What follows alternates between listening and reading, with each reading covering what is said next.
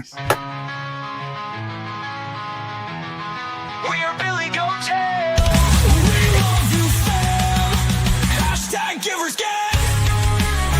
We love you, fam. Hashtag givers get. We love you, fam. Hashtag givers get.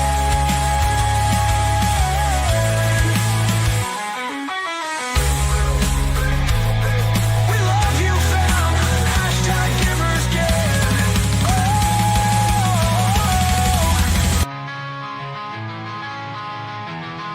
We are Billy Goat Tales. We are Billy Goat Tales. Good evening, everyone. Welcome to Billy Goat Tales on this fine Sunday afternoon. We appreciate you coming in, hanging out with us here at Billy Goat Tales.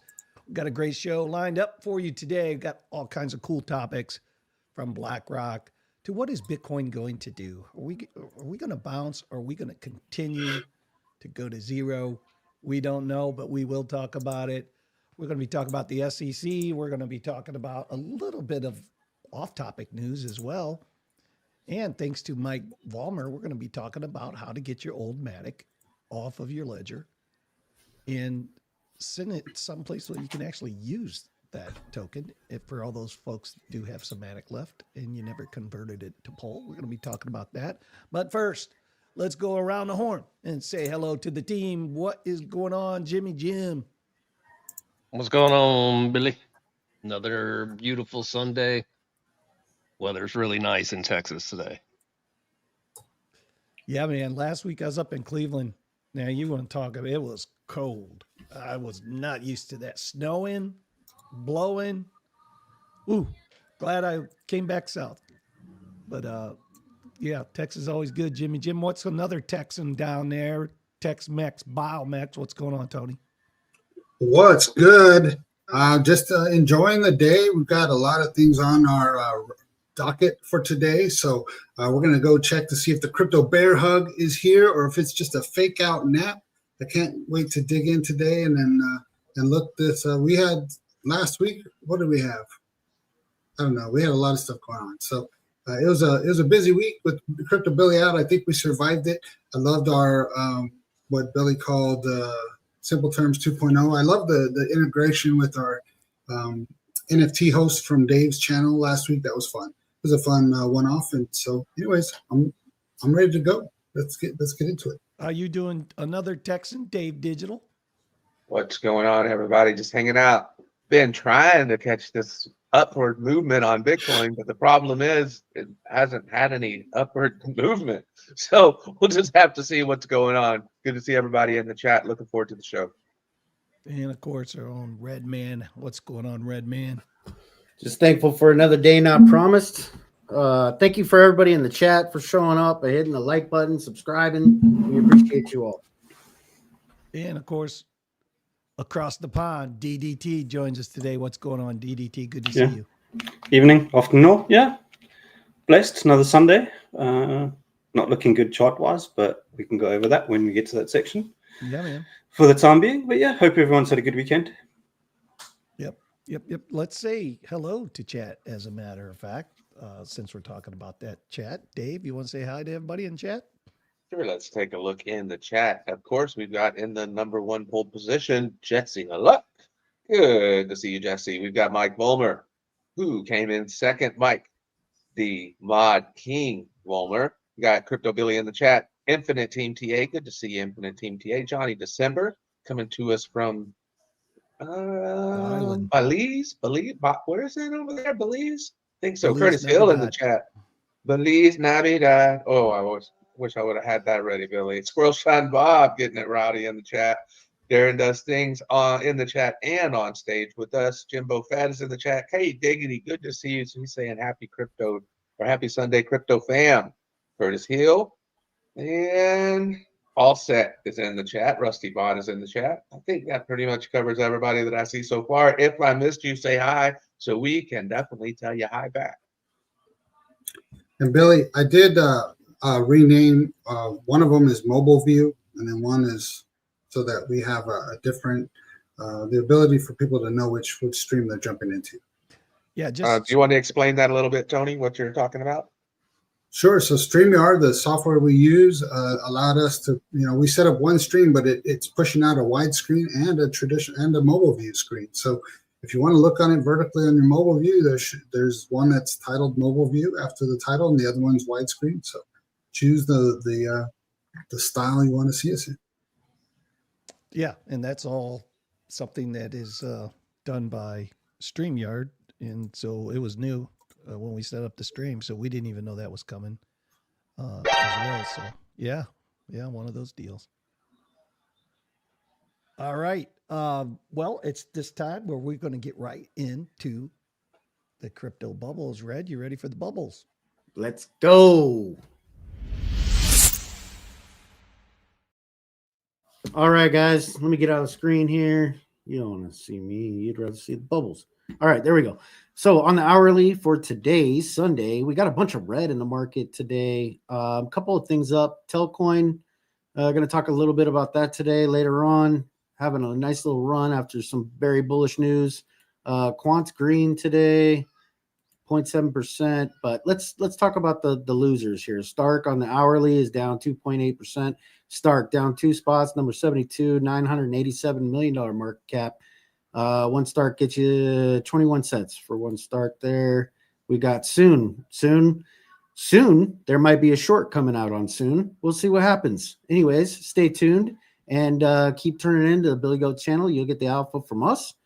Soon is down 4%. It's sitting at $552 million market cap. $1.96 gets you one Soon token. We got Arrow. Everybody's saying Arrow about to rip. Arrow's about to rip. Arrow's about to rip. It's ripping down. Arrow's ripping down 1.3%. It is sitting at 83, $725 million market cap. Doesn't mean it's going to stay here. Totally bullish project. We love Arrow. Aster down 2.9%. It's sitting at rank number 40, $2.43 billion market cap. $1.20 gets you one Aster. This is a new one. Put out a short about this last week. Go ahead and check it out on the Billy Goat Tales YouTube channel. It is Canton Network. It's sitting at number 29, $3.89 billion market cap. Where did this coin come from? RDA play, institutional play. You guys check out the video. There's more info on that. Let's get on to the daily. The daily, bunch more red. So we're still trying to recover, right? Aster is still up for the daily, 7.1%. Dash, Dave came out with the video. What was it, last week, Dave? I think it was last week or week before. On Dash. Dash is up 5 spots, number 67, $1.06 billion market cap. $84.69 gets you one Dash. Let's move on. Anything else notable in the daily? Nope, just a sea of red. Let's get on to the weekly. The weekly. Okay, so like I was saying before, Telcoin came out with that bullish news. Look at the pump off the bullish news. Nice little consolidation back into a pump. It's up 59 spots. Number 98 finally cracked the top 100. Let's see here. AB. I was looking at this coin a little bit before the show. I don't really know what it is, and I'm sorry for my ignorance, but it's up 25.3% for the week. It's up 17,000% for the year. Come to find out, this is a Binance coin. So be careful with that one, guys. It's up 25 spots to 90. 17. Yeah, 17,000%, Billy. So if you put $1 in this coin at the beginning of the year, you'd have $17,000 right now in this coin. So yeah, I don't know. It's Binance. Take what you will with that one. Not financial advice. Do your own research. Zcash is up 6%. I think you'd have for the week. $1,700, right? Yeah, $1,700. Yeah, $1,700. Sorry about that. 17,000 would be nice though. But yeah, Zcash up 2 spots to number 11, $11.02 billion market cap for Zcash. Still on a tear, still doing very bullish things over there at Zcash. We got World Liberty Financial. It's up 8.5% for the week. It's up 3 spots, number 31, $3.77 billion market cap. The Trump DeFi is doing pretty good. Let's go on to the monthly. For the monthly, there's our Soon token again. It's up 140% for the monthly. AVAX down 58% for the year. AVAX, man, Yeah. man. Yeah. And then on the monthly, Solana down 25%, and Solana's down 37.3% for the year. I wonder why that is. Aave down 17% for the month. Virtual is up 43% for the month. Huh. That's very interesting. Up 29. Why. Muhammad knows why. Up 29 spots to number 86, $702 million market cap, $1.07. Very interesting prices, Billy. I'll send it back over to you. Yeah, man. I'm getting some feedback. I don't know if it's on my end or it sounds like a little ruffling. Here. You hearing that? Okay. All right. Good job. Good job, Red Man. Yeah, lots of red. Oh, hodl bags are beat up from the feet up for everybody, including mine. That's for sure. But let's take a look at the broader marketplace. Let's look at fear and greed. Let's look at market cap. Tony, you ready to hit that?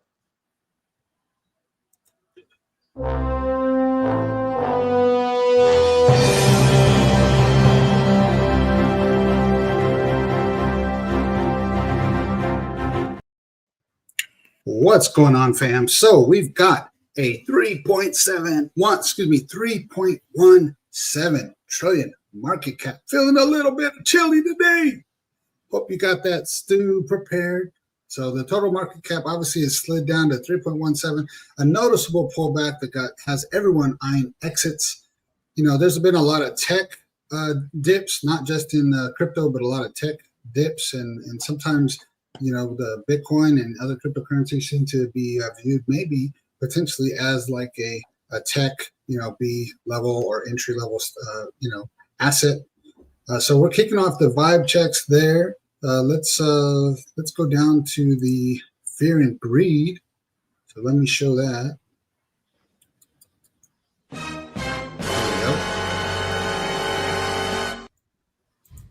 There we go. The fear and greed. And we got 18. The fear and greed is down at 18. What else we got? Sorry. Lost my place. Fear and greed wallowing at 18. Extreme fear. Almost yesterday we had 16. And last week we're at 24. So we have a lot going on. Not everybody's fine. Nobody's hiding under the covers. And then we have the big cap snapshot like we talked about. And then let's go to the altcoins. The altcoins season index. We're down at 31. Last week we were at 32. Yesterday at 31. So I think altcoins have come up and down just like bitty Bitcoin. Also playing second fiddle to Bitcoin dominance. And with that pro tip, let's see.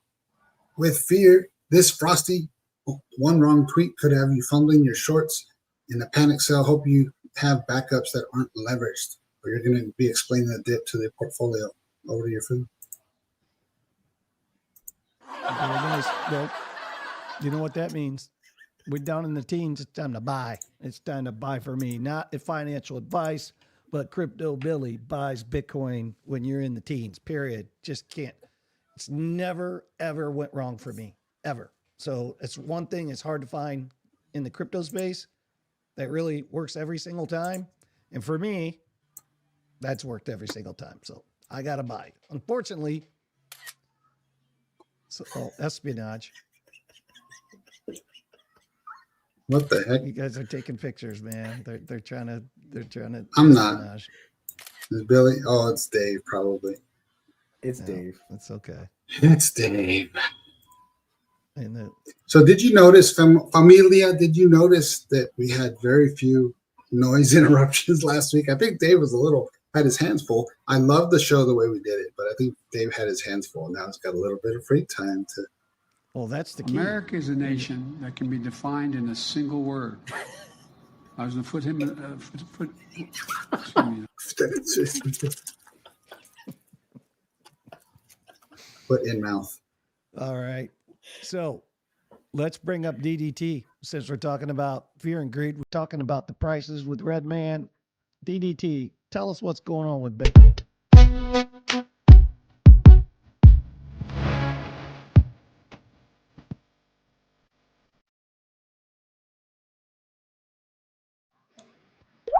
So yeah, sorry, my chart will be on the back screen. You just need to bring it up. Cool. Just quickly giving a very basic overview of market structure. So weekly, since we've made the low of the week of the 25th of August, the weekly initially to kind of move structure into an almost bearish structure was 1073. Last week was the first weekly close below that. So the next weekly low to actually fully change weekly structure bearish for Bitcoin has now moved down, and that was at 98,182, and we are probably not going to get a close above that.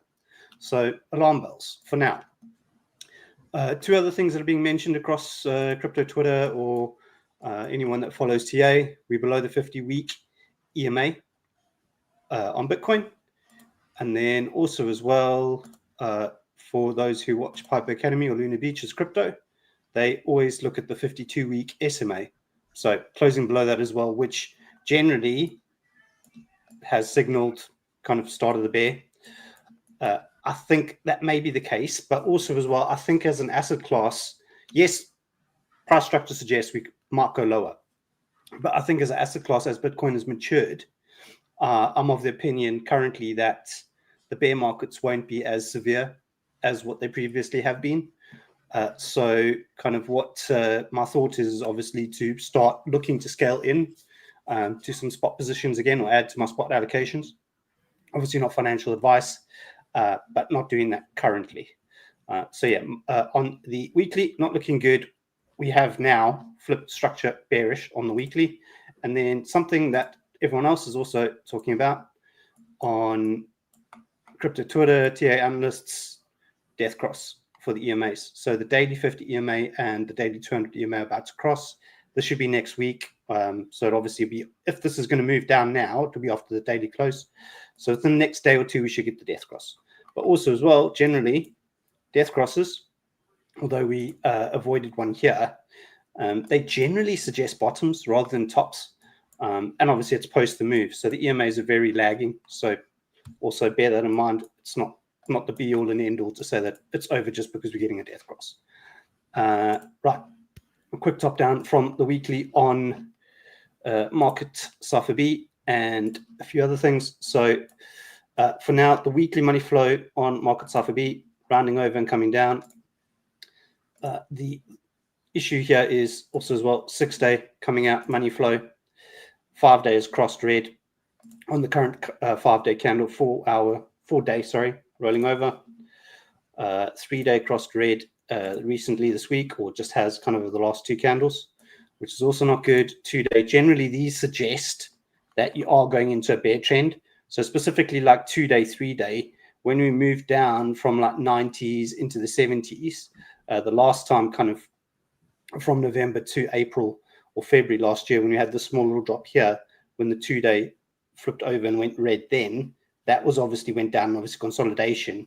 And then we were kind of waiting for the daily, I think the daily money flow to flip back red. And then obviously we got the eat up. So kind of concern now, bearish trends. Also as well, the order books are very thin, which is also not giving me all that much hope that the bounces are going to be all that kind of joyous, if you call it that. But for what it's worth now, generally when the kind of these death crosses or kind of these EMAs have crossed, you would usually get a kind of a dead cat bounce into the EMAs, but that can also take some time. So what can happen is obviously these will move and trend down, and then you'll get a move into them. I doubt it's going to be anywhere here at 107. At this point, the kind of the zone for me that we will probably get a push back into. If you're looking top, we are probably looking around either 107 and move back up into 107, which will be kind of this value area high here, or value area low 108, kind of that zone. Or the next one that we'll probably look at is just a straight back kind of pull on the 2-day or daily from the high at like 107 down, and you probably get back to like 102, 103. So those are the zones for now. Generally, kind of local price action. If we're just looking at kind of the volume profiles that I'm looking at the moment, we have this volume profile here, which obviously we've just sliced and diced We came in, we dropped below 108, we come down, we literally back tested it, although we went to 107, 107.5, and then obviously have come down, flipped this macro POC now, and we're now below it, and we've had 2 daily candles. We're now 2 daily candles below it after slicing it on Friday. So kind of, yeah, volume profile trading looks as if we are kind of heading towards 90.5 to 91,000. With that in mind as well, if we do kind of just flip back a bit up, a lot of people are looking here between this 85 to 88K range, so somewhere in this zone, just below. So kind of towards the 786 is probably kind of the danger, the real danger Will Robinson level for me. But kind of, I'm a trader. I make money with price goes up and down, and I do have spot bags. So yeah, we just trade it as if we get it. The thing for me now as well, kind of just to kind of harp on about it, is just with all the data that's not been coming out for the Fed, there is some speculation that they may not cut, although that's like, although the odds on that CME Fed Watch tool have come down, I'm still of the view that they still do cut just because of the general state of the economy and kind of the labor market. So we should be close, give or take, to a local bottom somewhere here within the next few $1,000s. So kind of, I'm just being optimistic at this point. We are almost forming a 4-hour bullish divergence here, although the money flows against you, and that's the only thing kind of with the strategies that I use specifically, kind of the money flow guides the trend. Money flows red basically all over the place. So where am I looking for now? Yeah, just 91,000 give or take. If that slips, kind of 85 to 88,000. Bar that, yeah, that's basically Bitcoin. But for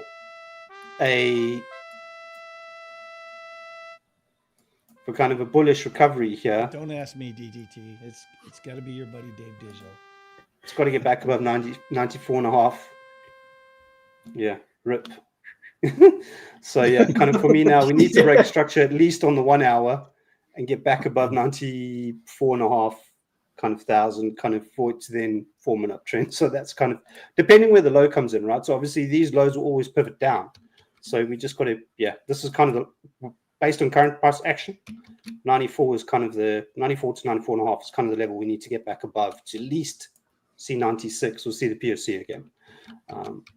And also as well, price action is never just a straight down. So play it level to level, and kind of just by even local candle structure here, you can see it's kind of getting a little bit absorbed. So obviously took some stop losses out of some longs. But yeah, it's just struggling locally. 15-minute green dots looking to print. And yeah, it's not looking good for the time being.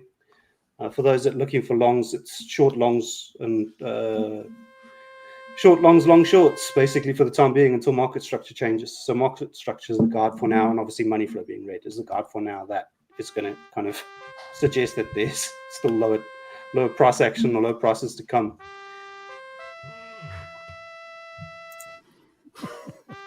I think we can pause the music till later.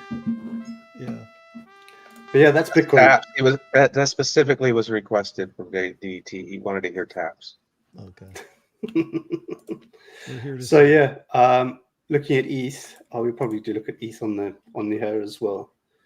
I do not know. Well, we probably just have to look at the ETH. So same thing with ETH, also not looking good, bruv. Same thing, top down, weekly, broken through the weekly 50 EMA, 200 EMA is just below it. If we are looking at the 52-week SMA on ETH, also now just sliced through it. So first weekly close below it, also not good. So obviously the recovery of that level is obviously going to be key. So 31.50 needs to go back above. It could also as well, if where it last week went into it, if it kind of can swing failure pattern or get bullish buy up here, that would be good. And then obviously on the daily, I think the ETH we might have already had the death cross from what I can. Do we have? No. So ETH's a little bit further off from the death cross than Bitcoin at this point.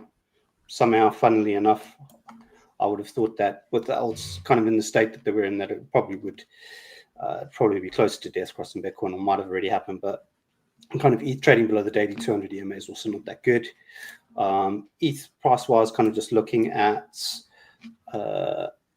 if you're just looking at the structure, money flow, the momentum waves crossed over and the money flow is still coming out on the weekly, but it will follow Bitcoin. 6 days red, it's kind of like Bitcoin's about to cross 5 days red. There's kind of no real hope here.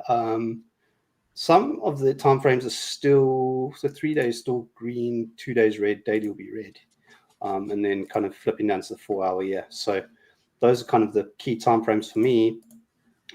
So if we look at the kind of spaghetti and my mess that I have normally, for now, basically this week, all we've done over the last 2 weeks basically is dropped out of the top profile and kind of moved our way back down, kind of this 10 wick. We kind of recovered it here and dropped here kind of 2 weeks ago, and then literally just been trading sideways, came back into an anchored VWAP, which is pulled from the $4,300 odd high, and then yeah, that's just been holding us down as resistance for now. If we were just looking at the kind of volume profiles that I'm looking at, there is one from the side here, kind of, so the volume profile ranges between 2,800 and 4,000 basically. So 2,800, 3,300, 4,000, give or take. Yeah, sliced, same like Bitcoin, sliced the macro POC, kind of close below it, is what I mean by sliced. And then we currently just bounced off a naked weekly point of control, so a high volume weighted level on the weekly.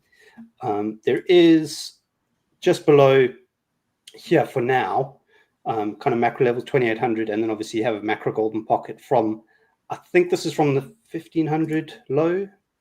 If we just quickly double check it, which low is that? Yeah, basically from the $1,400 low all the way to the high, you've got the key macro golden pocket just below this value area low. So the zone kind of danger Will Robinson bounce zone. Obviously with market structure, we're still saying it's bearish, but for the most part, kind of the danger Will Robinson or kind of the zone kind of to probably snuff a decent swing long for like the bearish backtest kind of lower into a lower macro lower high, would probably be around the zone between 2,800 and kind of 2,600, maybe down to 2,500 at the very worst. Lots of volume weighted levels in there. Naked weekly POCs untapped literally on the way up from 1,500 or even from 2,000, left a whole lot of levels behind kind of that I look at. So kind of, yeah, and 4 hour Bitcoin was starting to form a 4 hour bullish divergence, starting to form here as well. So generally these, for me, having noted this from kind of Jason Casper as a kind of a strategy, generally a 4 hour bullish divergence will signal kind of a pivot low, which is not necessarily a macro low that where you're going to bounce and you go yeet again, but at least a more general low. And we've kind of got the higher highs kind of on the market Alpha B momentum waves, and obviously lower lows on the price action. Yeah, but for now, key level to hold, psychological 3,000. Resistance above us is basically we need to get back above. We would need to see a little bit more bullish action. We will need to get back above 3,200, give or take. But 3,300 is the POC of this macro range. So probably something, if you catch a low, you probably come into there to make another lower low into the POC again. I mean, into the value area low again.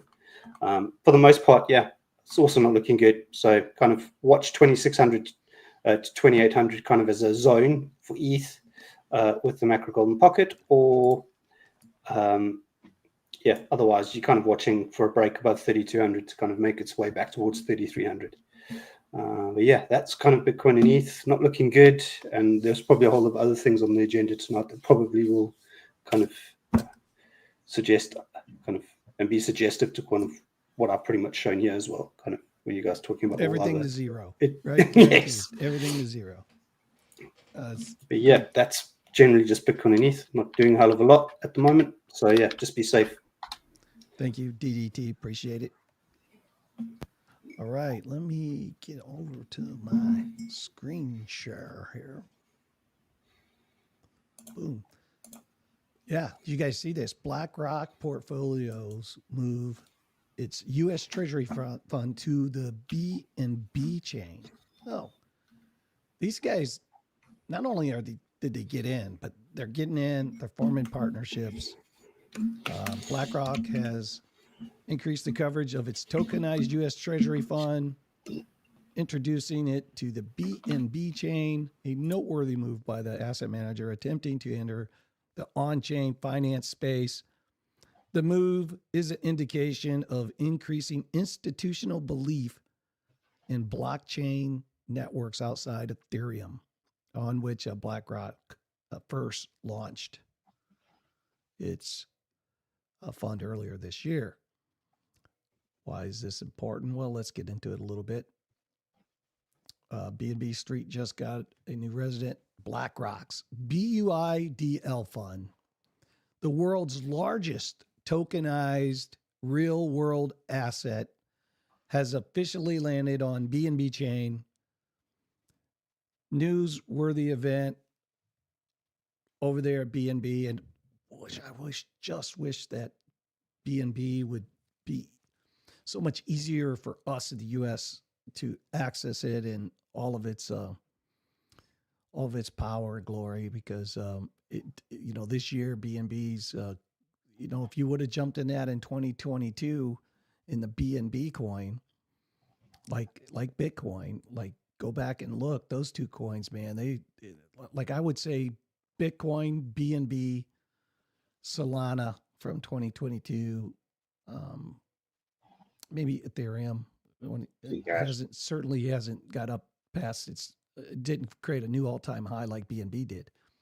But BNB's got a lot of stuff going on, and they are pushing a push in the direction of multi-chain tokenization. The move by BlackRock supports an emerging trend in the industry. Products of institutional grade are moving multi-chain more and more since BUIDL. It's funny because in the home building world, that's almost like a play on HODL and hold and build and BUIDL. So is already available on Ethereum. The development to accommodate BNB chain demonstrates the approach of the firm to establish interoperability with the leading blockchain ecosystem, and that would be BNB.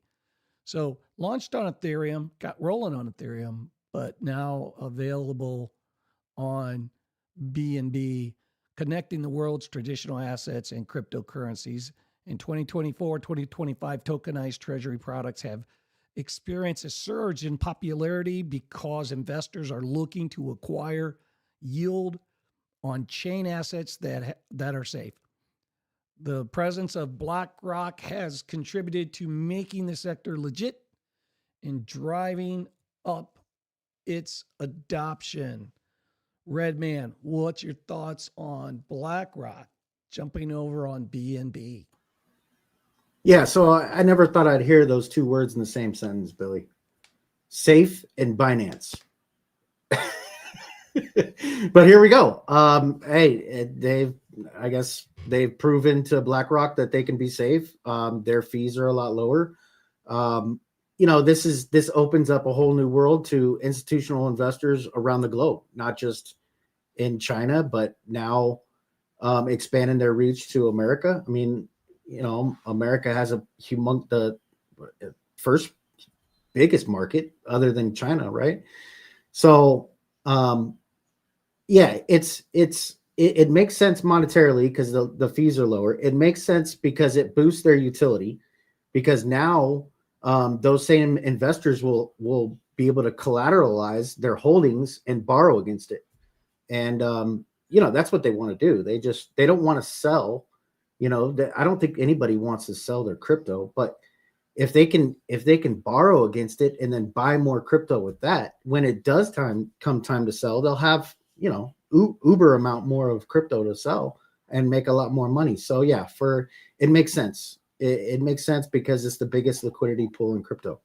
And not only that, it's just accelerating institutional adoption. It's accelerating mass adoption because, now they can operate in China, they can operate in the East, and they can operate in the West.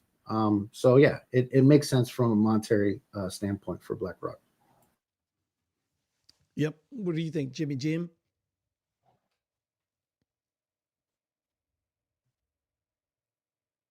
I can't hear Jimmy. Can you guys hear Jimmy? They want to own everything, a piece of everything, don't they? mean, It- it makes sense. And if they're going to do that, they're probably banking on a lot of people defaulting. That's an interesting take for sure.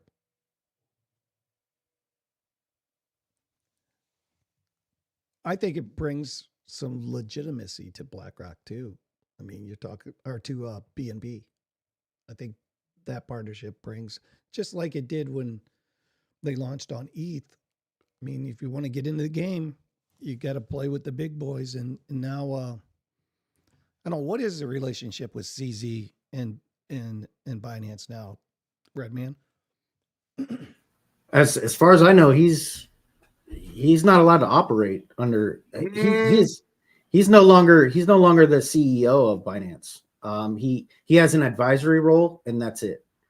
But And maybe but with his as- pardon, things may have changed. He may be allowed but to what operate again. the utility is Trump is able to use BZ or CZ as a bridge, a go-between.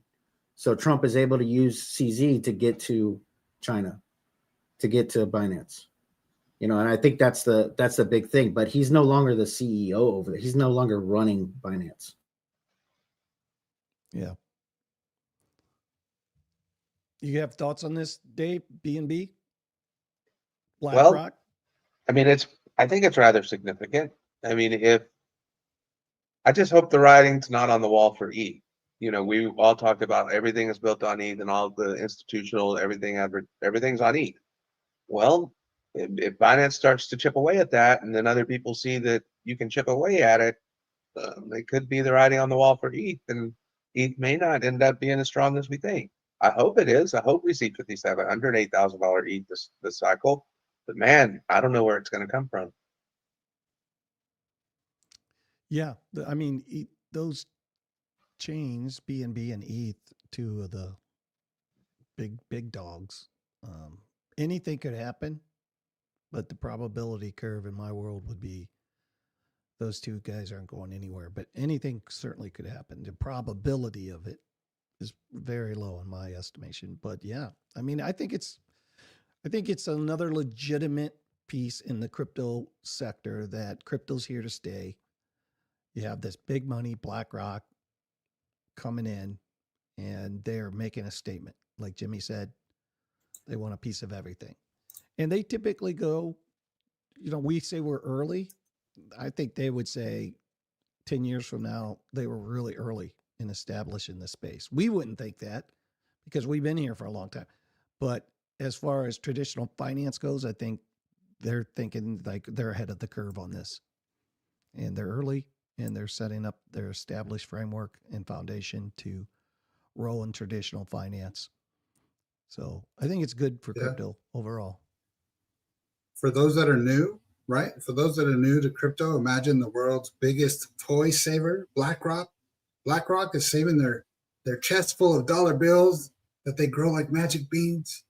They just plopped it out on a zippy fast playground called BNB Chain, and now it's quicker and cheaper for everyone. So they can play worldwide with it. They can play with blockchain money toys. They can swap slow wagons for a rocket bike. So look, if people are new to this and like, what is all this BNB and Chain and BlackRock? It's a software, platform that's worldwide, that it's cheap and anybody can use it. Now we can start using it as well. And then it's just one of the biggest people on the block with the best toys.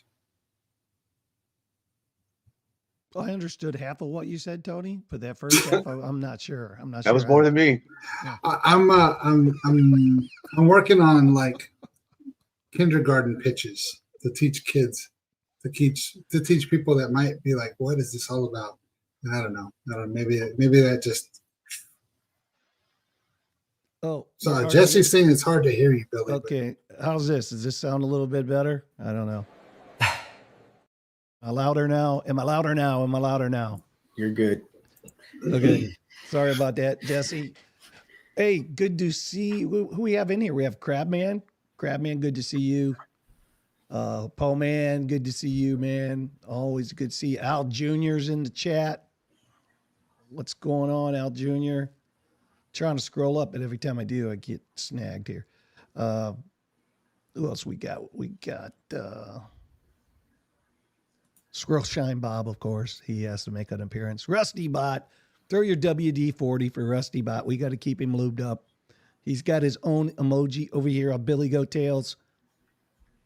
Rusty, good to see you. All right. Well, let's... Wait for me! Billy! Yep. Wait for me, Billy. How about this story, guys? He's been saying that to you your whole life, hasn't he? Yeah, he has. Did you guys know that old Jeffrey Epstein was a crypto advocate? I certainly didn't know that. I saw this story. I thought this is very interesting. What does the headline say, Billy? Some bad stuff, man. Very bad. Jeffrey Epstein was worried about Bitcoin and crypto taxes, the emails reveal. A year prior to his death, the sex offender attempted to influence the Trump administration's crypto policy through Steve Bannon. And these are emails that are now, of course, coming out through the Freedom of Information Act. Emails show Jeffrey Epstein sought Steve Bannon's help navigating and shaping U.S. crypto tax and regulatory policy in 2018. Epstein framed crypto as both a domestic tax issue and a global concern, urging Treasury to take action. Newly released documents portray him as actively engaging in early crypto policy debates, ranging from tax policy to Meta's failed stablecoin project, Libra. Wow. Remember that, guys? I remember that when that came out. Long story short, let's go down to some of the actual Bannon. Let's see. Right here. Will treasuries respond to you? Read crypto. Do we need another way in for advice? Epstein wrote to Bannon. So Bannon replied that the issue was then being mauled at the federal level by the NSC or the National Security Council, not the Treasury Department. Understood, Epstein replied, but there is an Office of Terrorism Finance at Treasury that has thought about tax. So, I mean, they're going into some very details about taxes and crypto, and I never knew, and maybe you all did, maybe you all knew that Epstein was involved in crypto. With what he was involved in, it kind of makes sense that he was involved in crypto in some way. So what do you think about that, Red Man? The whole Epstein email saga that's being released relative to crypto. Yeah, I mean, yeah, relative to crypto, you know, the thing with Epstein is this is all coming on the coattails of the big dump. I think it was last week. And it's funny because I never knew some of these things. Like I was thinking to myself the other day, I said, well, what if we do find out who Satoshi really was? What if he wasn't this great guy everybody thought he was? Would you buy Bitcoin then? And I think at this point in this stage in the game, Bitcoin has been around for so long. And what it represents, the revolutionary tech that it represents, even though people, because they don't know Satoshi, they inherently think that that's a bad thing. They inherently think that they're gonna try, their bias in their own mind is gonna try to somehow link Bitcoin to somebody that's bad because they don't know who Satoshi is. I get that part, but at the same time, the type of revolution that Bitcoin has had and is having and will have in our economy in the future, I don't really care who invented Bitcoin at this point. I care about what Bitcoin does, the tech, and the revolution that comes. But yeah, when I was digging on this story, you know, I learned a couple things. Didn't know he was friends with Brock Pierce, the co-founder of Tether. I didn't know he was. I knew who Larry Summers was. I think it was the Clinton administration. Larry Summers was the Secretary of Treasury during that time. Very interesting, and I'm sure there's this web is very big, and it reaches to a lot of people that we have yet to uncover, right? But it still doesn't change my overall thesis on Bitcoin. To me, it's kind of like, so what, who cares at this point, but that, I mean, this is very interesting. Don't get me wrong. I'm not trying to FUD the story. It is very interesting. And I do kind of want to learn more about the origins and how all this came about. But at the same time, it just doesn't change my thesis is all I'm trying to say. No, yeah. What do you think, DDT? Interesting? Yeah, I think there's, bar the Epstein kind of involvement or kind of his push for kind of to get crypto more noticed and kind of regulated and available for kind of regular customers of kind of banks or whatever you call it, retail. Yeah, it seemed quite interesting. I don't think it at the time. Obviously, you can just see here, but from the article was prior to kind of there was a push for it, but obviously it was at the wrong time. But yeah, it looks as if kind of it's not just yeah, there may have been ulterior motives specifically is kind of where I'm getting at as well. Yeah, I think Rusty for says his it push to get kind of some crypto regulation or whatever it was looked at and noticed. Yeah. Yeah, I think Rusty nailed it.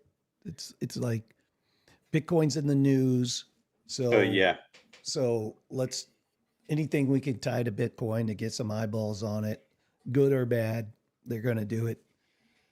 For crypto people, I thought it was very interesting because I had no clue the man was involved in crypto whatsoever. So, what's your thoughts, Tony? I don't know.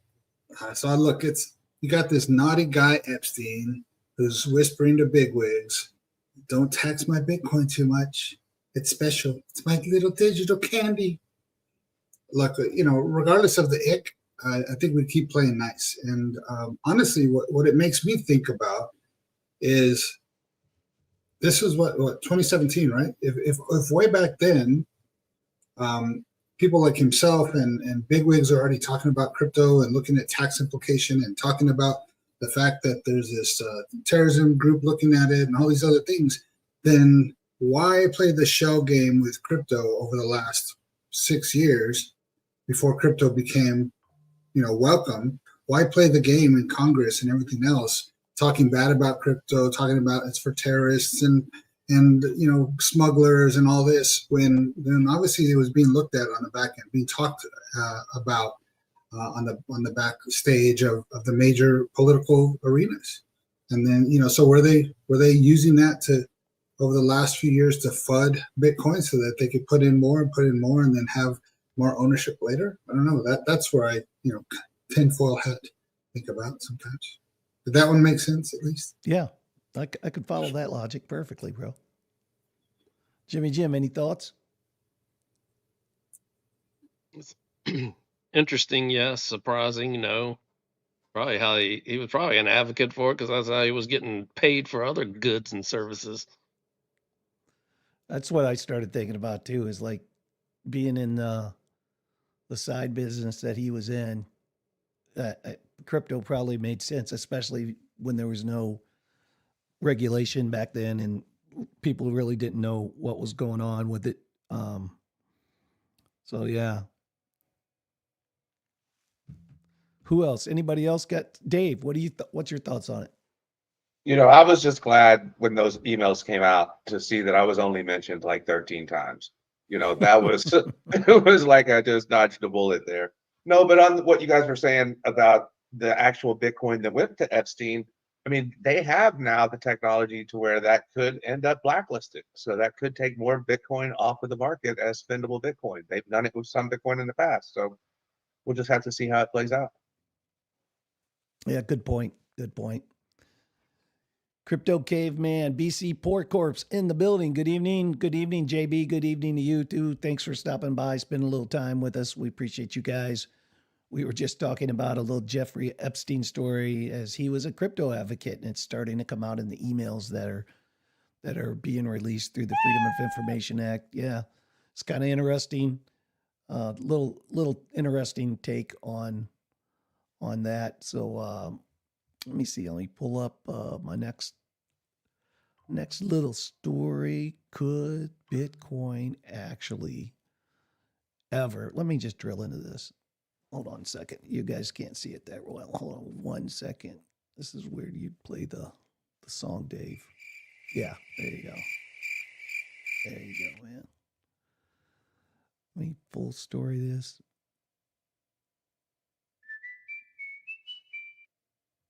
I'm gonna stop sharing because it didn't load. Now I can share. Okay.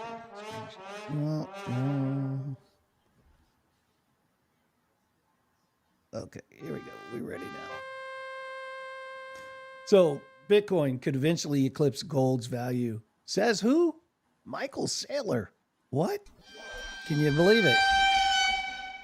As of late November, November 13th, early November, the respective market values of Bitcoin and gold were roughly 2 trillion and 29 trillion. That confirms the cryptocurrency would need an epic long-term rally to close the gap with the yellow metal.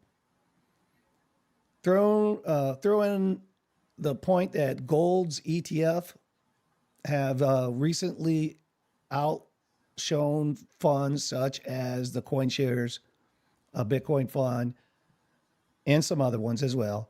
And some of the investors may think traditional gold is the better bet than digital gold, but don't be hasty in ignoring the largest digital currency and ETFs like right? That's because despite recent downside, they could again have their day in the sun. Long story short, if Saylor's right, skeptics may say that Saylor has previously floated audacious Bitcoin forecasts that have yet to prove accurate. They say he does so because his company is the world's largest corporate owner of the digital currency. A recent slide in strategy shares has taken the firm's market cap below the value of its Bitcoin holdings. Well, there's so much to unwrap in that right there, right? Because you know, look at what it was before he made it a Bitcoin treasury type of company.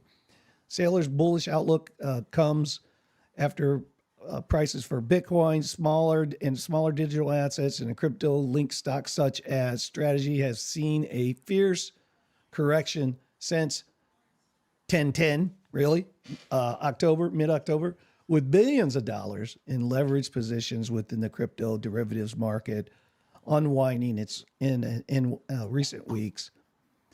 So you can watch this little video if you wanted to, but the whole notion, and you guys can see the numbers, we know the numbers, Bitcoin, $2 trillion market cap, gold, 29 trillion, long way to go.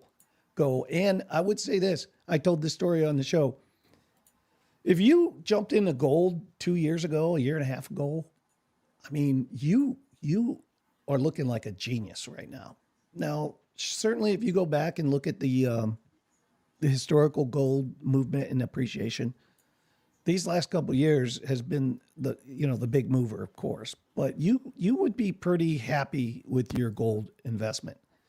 Long term, I think it's going to be the same way with Bitcoin. If you look back at the early, anybody really, even go just back to the 69,000, you bought Bitcoin in it wasn't even 3 years. If you look at 2024, if we go back to December, I mean, when was it? We hit like it was before the halving. We hit the all-time high. That was April, and so we hit the high before the halving, right? That was the first, and so you've done pretty well with your Bitcoin too. So, what is your thoughts, Redman, on this whole idea that gold or Bitcoin can outperform gold's total market cap?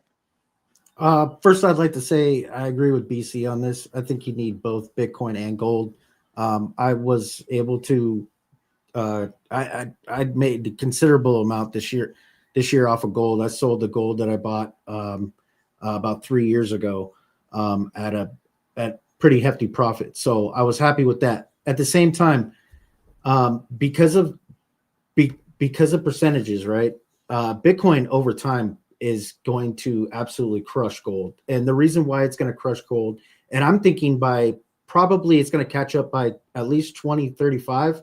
And that's probably when most of the Bitcoin is going to be mined. Now, that being said, that's only going to make a certain amount of Bitcoin available to new buyers.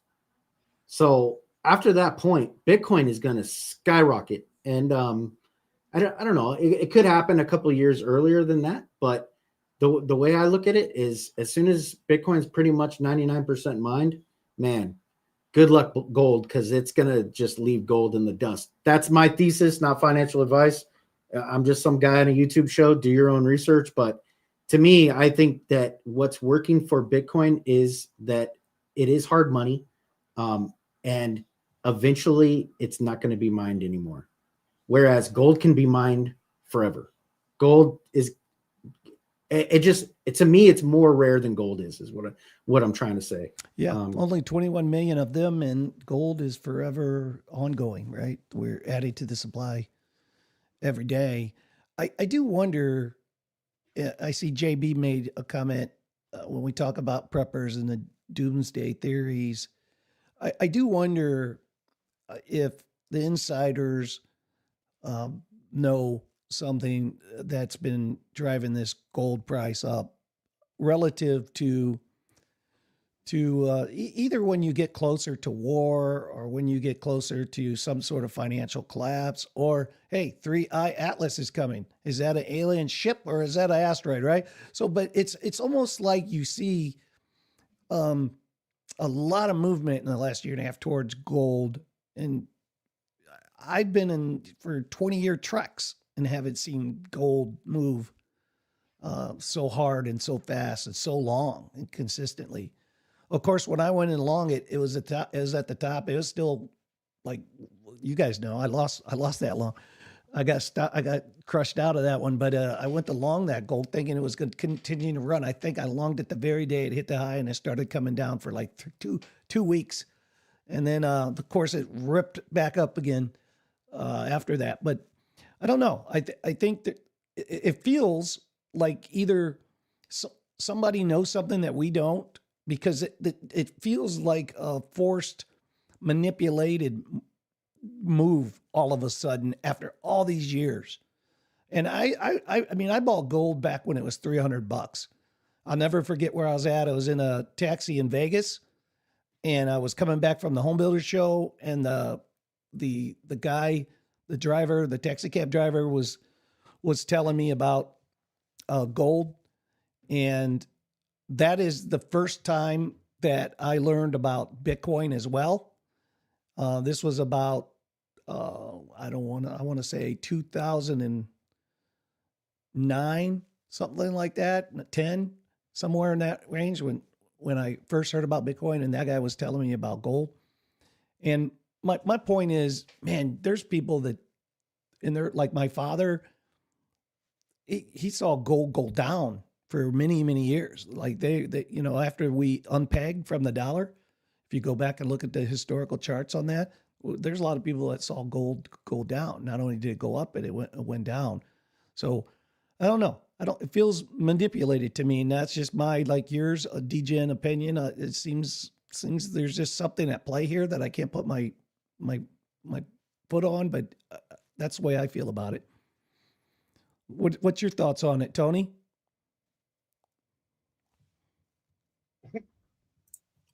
Sorry, I've got a different mic set up, so I got to find the button to click it on.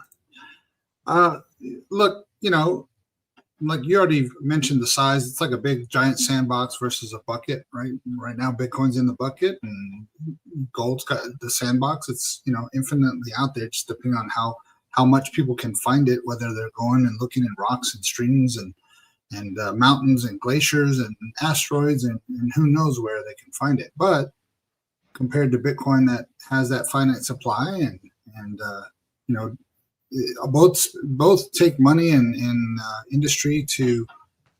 What is going on with the screen? Both take money in industry to That's fine. realize. Nothing, Oh, okay. nothing's happening with the You screen. know, both over of them here. take effort to realize. You know, obviously Bitcoin has the ability too, depending on the region. Like regions that have like a lot of power supply that goes to waste. You know, Bitcoin can be running on miners to use that electric supply, and then let's just say there's a heat surge or a cold surge, or there's some need for power in that area for it not to go to waste. Bitcoin can be used in that way, and they can just turn off those servers and let the electricity go to the neighboring area that needs the power. So I think there's many ways that you can use Bitcoin in a good way. And look, I don't think Bitcoin's going anywhere. I think it's only going to increase in value. It's only less than 2 decades old, and so we've got a long on ramp to go.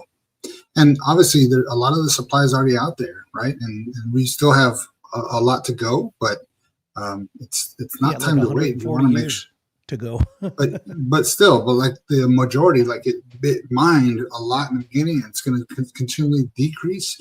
So it's probably best to have some and hodl some now and continue to DCA. Actually, you know, it's interesting. I was listening to Digital Asset News this I think Friday, and he was talking about that on Cash App you can have no fees and no something else if you DCA like on a weekly basis. Like if you do it instantly, they charge you fees and stuff. But so there's just another way for people to go and get crypto. They can use their Cash App and do that. And if they do that on that rolling weekly or whatever basis to DCA, then there's zero fees and zero. I forget what the other thing he said it was, but Yeah, I bought plenty of Bitcoin with Cash App. and you can send it to your private wallets too. You don't have to just keep it on Cash App. You can actually send it off. So, Yeah. you know, I know that's not really on the topic, but I just thought that's another good way. I bought it on Cash App, and when I get tipped here and there, I'll just take a portion of that and I buy Bitcoin there. It's a lot easier for me to buy it there and then maybe send it off later on. Yep. Vegas Claw, good to see you, buddy. Andrea popping in on us. Caveman, good to see you. Who else did we see pop in here? I saw Claw JB. Curtis Hill, good to see you, man. Thanks for spending some time with us on Sunday. And the best toaster in the world is the French toaster. Good to see you, toaster. Always good to have you in with us. Jimmy Jim, what's your thoughts on that gold versus Bitcoin? Well, I mean, 27 trillion is a long way to have to go. I mean,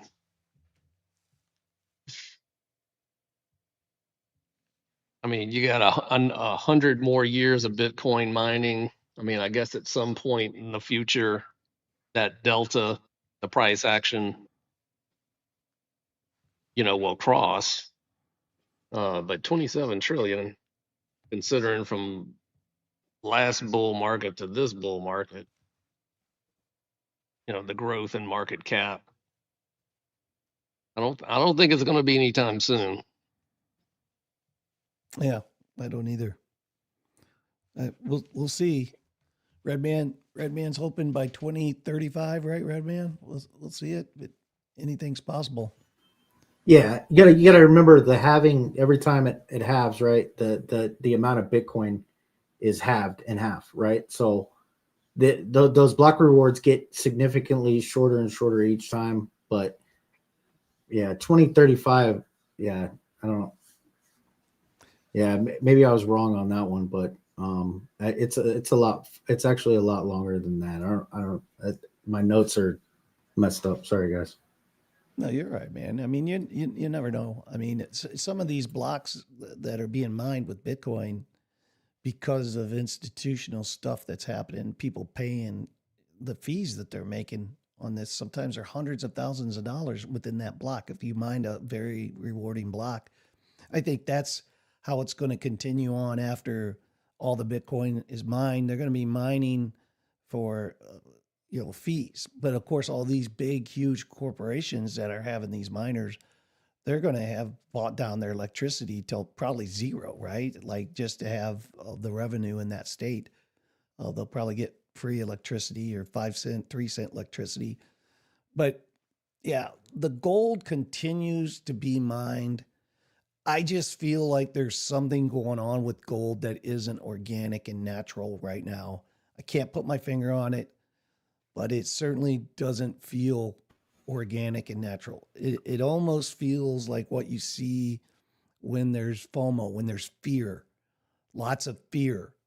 And you got to look around and say, why? What do you know that I don't know?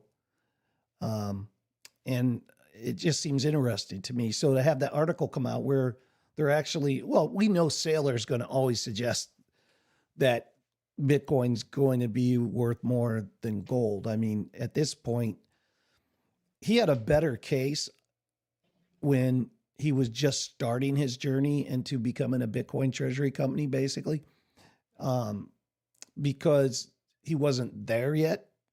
And it was a decision he made, and having a belief in Bitcoin before you actually put all that money in. And now he's got all that. He just keeps buying and buying and buying. Well, now, of course, people are going to suggest that he's always going to be a proponent of Bitcoin because he wants his Bitcoin, the market price to go up. So he wants people to buy it. But you got to look at his original thesis, his original premise was he became a believer. He saw something that other corporations and CEOs did not see. And he designed a strategy around that. And I got to take my hat off to a guy like that because he put his money where his mouth is. And of course, just like all of us, if we own Bitcoin, we certainly believe in it and its ethos, and we certainly want it to go up in price, right? I mean, of course we do. We want Bitcoin to get to be $1 million a share. So anyways, did I go around the horn? DDT, you got any thoughts on that? The gold, sorry, I'm on. Bitcoin. The gold issue is... Let's or the take gold a look run. at gold on the chart if you got time, DDT. Yeah, quickly. Let me just quick. I need to flip templates quickly. But just to say, the gold run is basically because a lot of the BRICS nations are buying gold to back their currency with gold, so they can move off dollar-backed, or supposedly. But also as well, there is evidence that China has been buying up a hell of a lot of gold, kind of to back the yuan, and then Russia as well somehow also is in there. North Korea, if you call it that as well. There's lots of kind of countries overtly trying to move off the dollar standard or less reliant on it. So that's kind of the subliminal thing going on at the moment. Well, you're pulling that up. BC Port Corp, $5 super chat. Gold price explosion is because of MMT. Yep, gold does a direct account of the fiat supply. Unless they decrease fiat supply, gold won't go down too harshly. Let me just... Yeah, and for those that don't know what MMT is, that's the modern monetary theory, describing how government issues its own fiat currency. You can't run out of money. Sorry, I've got a million one things on the gold chart. I just need to... Right, We let's got share Penny, this. Pennywise stopped in to say hello to us. Good to see you, Penny.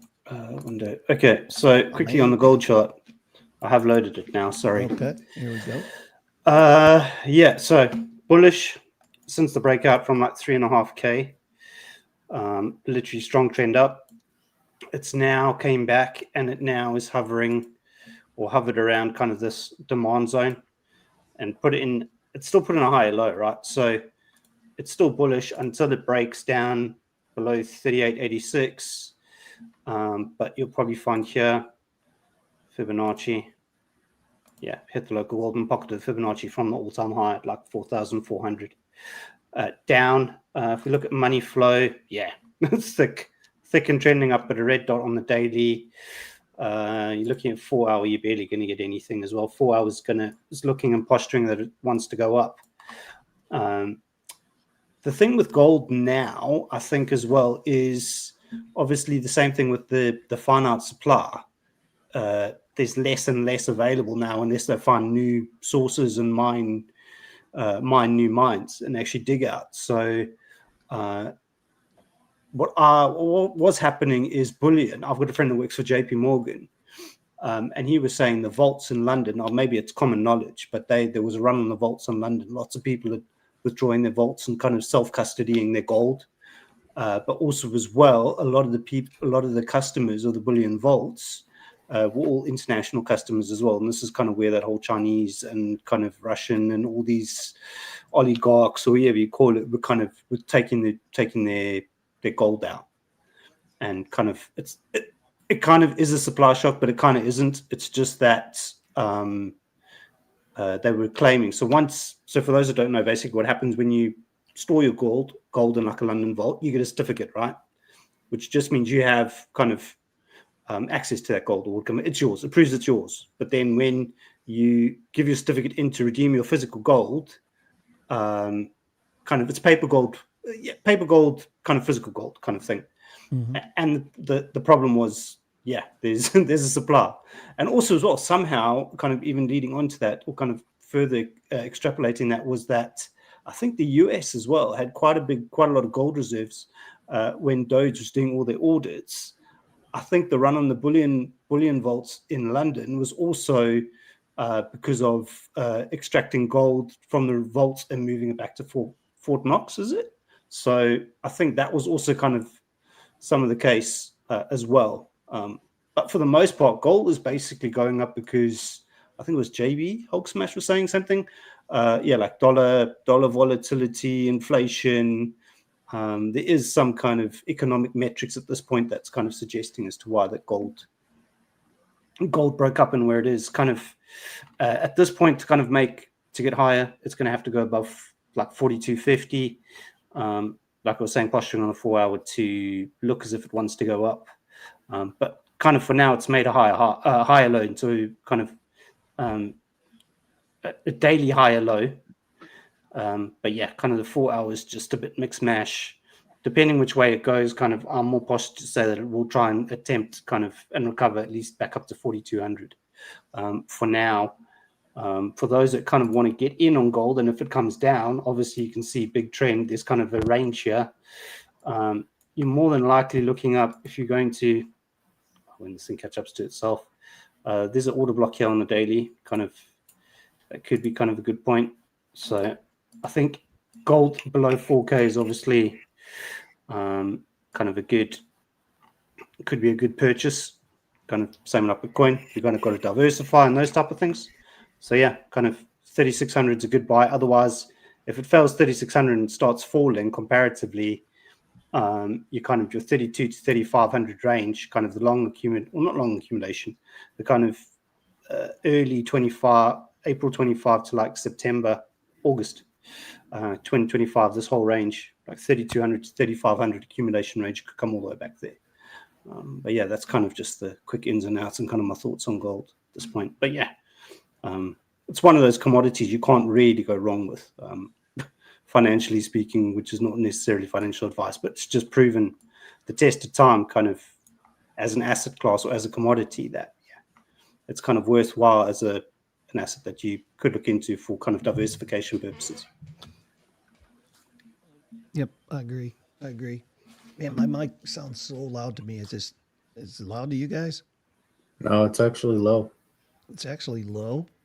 Yeah. Actually really low. Man. How's that? Is that better? You need to check the settings in StreamYard, make sure it's auto volume's not checked. All right. I'll be right back. Take it over there, text. It's unchecked right now, so you're good to go. And so one thing that we're not considering is, gold is only limited resource here on Earth, right? So if we do become interplanetary, or we do get hit with some big old asteroids or something from another planet comes in, it may not be as finite as it is now. So I mean, just because gold is relatively in short demand here doesn't mean that on all the planets that it's going to be the same. Yeah, good point. Definitely.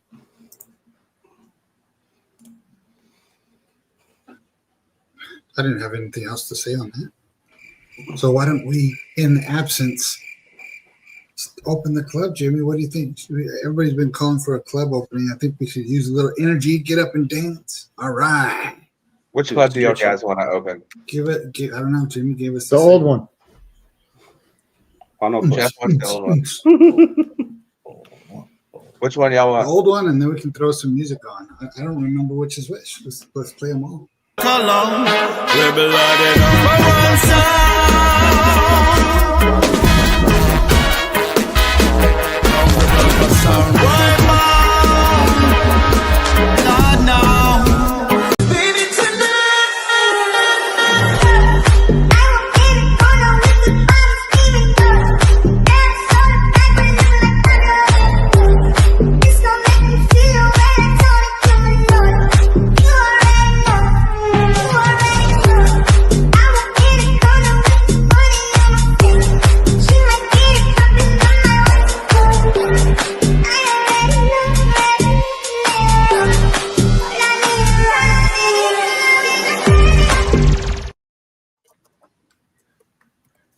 Yeah, the club. That was fun. That was fun. So look, who's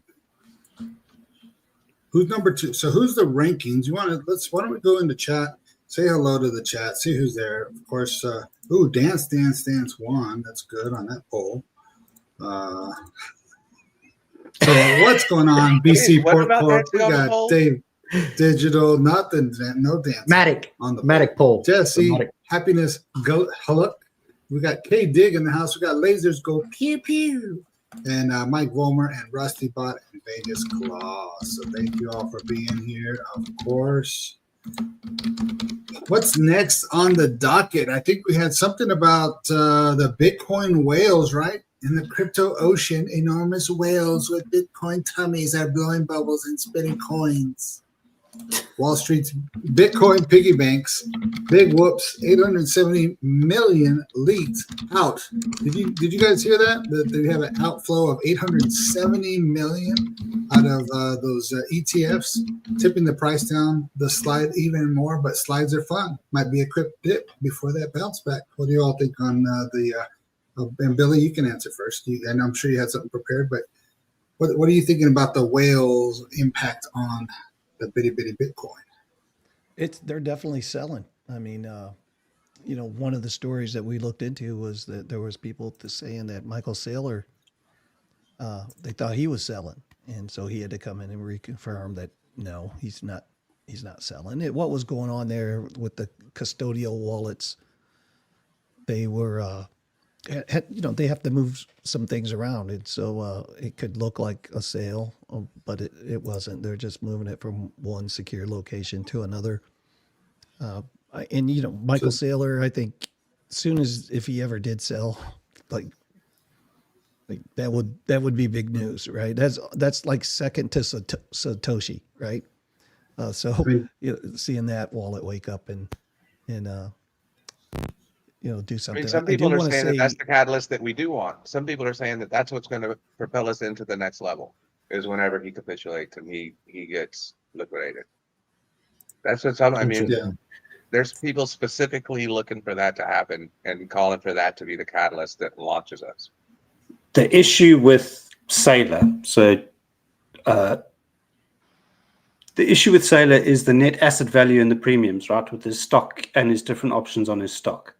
So what happens is as soon as Saylor, or soon as retail, ETFs, whoever it is, start buying his stock, that gives him money and gives him premium on his stock to sell the stock, to get more money to buy Bitcoin. It starts the cycle again, right? So ideally what we need for him to capitulate is for his stock to go to zero and his company to go to zero and become insolvent, which, because of the Bitcoin being on the balance sheet, forces by insolvency law, he has to liquidate the Bitcoin to pay creditors or debtors. That's kind of the only loop that will literally liquidate and force his hand at selling. Bar that, Saylor can always issue, if he wants to, he's always got options to issue new stock to get more money. So he's got a money glitch on his stock price and his stocks always kind of his stock options to always be able to raise, provided people will buy the stock options and the premiums or whatever they call it, the preferentials. So the only way that Saylor liquidates or kind of does anything like that is if his company goes bankrupt or goes insolvent. But he's got the option to always just constantly just kind of print money out of thin air with his stock and his stock options and preferentials for the time being. Who does that sound like? FTX? Yeah. It's a Ponzi. Just to print at out more best. coins. Sorry, I'm very strong about it, but it is. It's a Ponzi. It's a money glitch, which you can constantly do. But I mean, it sounds like the government. Exactly. you can just print money, or you can just list stocks and kind of do his SEC listing, create new stock option, and kind of continue the loop. Web3 Lon Musty, good to see you over there on X. We appreciate you stopping in.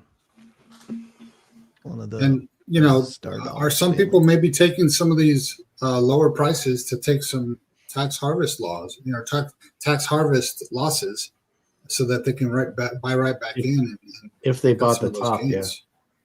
Well, yeah. I mean, if they bought the top, but even if they bought lower on, that means they could take less gains this year because they're selling at a lower price than where it was. Yeah, So like if I bought at 50 and I sell at 80 or 90, whatever, I'm only gaining 40,000 versus 100,000. So yeah, the only thing to add here is maybe we could see some stock drawdowns or kind of investors doing that now, because obviously it's coming up into tax season, kind of December, January. So that could kind of so for Saylor specifically, if his stock draws down, obviously he has less money to buy, which means he won't sell necessarily, right? But if you're looking at kind of what investors would do, like MicroStrategy below 200, I think it was like 230 this week, give or take, had a high of about 400 or something like that. I think savvy investors, because of the kind of your only options rather than buying physical Bitcoin, if you want to have exposure to Bitcoin, is either MicroStrategy or another treasury company for that matter, or ETFs. So it just depends on the risk appetite and kind of the exposure that whoever's investing in each wants. Like either you're going to buy Bitcoin, put it in a cold wallet, or you're going to MicroStrategy or ETF. But I think as well as a vehicle, or kind of an investment vehicle, I think the ETFs are probably, in my opinion, the better kind of, although people kind of still want to use MicroStrategy and those type of things as an option, but I still think the ETFs probably had the better draw at this point than MSTR. I don't. Go ahead. Oh, go ahead, Billy. Go ahead. Well, I was going to say to Tony's cover story, crypto whales are selling Bitcoin as it sinks further below 100 grand. Should investors be worried? One of the things to DDT's point, I think in hindsight, we're going to have a clearer picture, of course, but I think what we're seeing is the first time we have options that allows us to short Bitcoin. We have futures. We have the ability to buy contracts, puts and calls on Bitcoin. Now, as OGs in crypto, we understand the 4-year cycle, and we've talked about this, all of us, relative to options. We've talked about, look, when you get to a certain time frame in the cycle, why wouldn't you buy some options, some put options? Because if nothing happens, you just the little premium you pay, the $100, it expires. But if it does happen per the cycle, things go. I guarantee you, and I haven't looked at this, but I'm just telling you, if we go and pull this data, I bet you anything that the options a month ago, in October, for puts on Bitcoin, just simply because look at where we're at. Look at the time that has elapsed from cycle top to cycle top. It would make good sense to just have a flurry of puts, options, contracts. And that kind of sell pressure, man, that's the first time we in crypto have really experienced this. Not a volatile move. We've all experienced that in crypto, but it's a different situation now. There's a lot more leveraged money that can can manipulate that price. And I would just say a month from now, 2 months from now, when we get all the reports, when we have the visibility to see what was going on, I think we're going to see that these options and the whole institutional money grade ETFs have really impacted pricing from a pricing standpoint. Yeah, I think the put call ratio specifically on BTC was about 2 within the last few weeks, 2.5, 3 to 1. So for every, but these also as well can be leaps, right? So these can be like swing puts or swing trades. They don't have to Right. be kind of your weekly options or your daily options. Right. So the longer term was definitely kind of favoring downside based on kind of the amount of puts, and these are just leaps. So like 3 to 1, Right. give or take. So yeah, what you're suggesting is quite kind of true, and that kind of has obviously the sell pressure that kind of we've experienced, obviously spot selling and stuff, but the options as well have put further sell pressure on. I mean, you can on make price. a ton of money with those options, and that apparatus, that particular vehicle, wasn't here last cycle, but it's here this cycle. So when we say there's a lot of first, there is a lot of first. It's that just new dynamics at play. But going back to your article, Tony, strategy is still buying. Michael Saylor said on Friday, Bitcoin was still trading below 100,000 Friday afternoon, as we know now.